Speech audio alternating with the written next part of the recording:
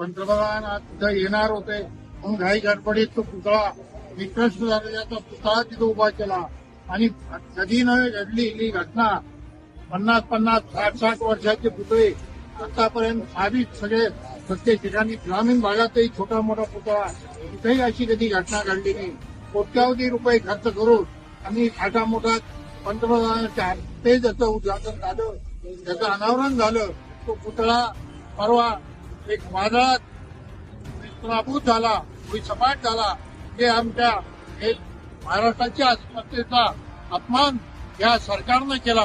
त्याच्यासाठी सर्वप्रथम आम्ही सर्व कोकणांचे नागरिक आणि शिवभक्त त्याचा निषेध करतो की अशा महापुरुषाच्या पुतळ्याचा अवमान, महापुरुषाचा अवमान त्यांनी या माध्यमातून केला.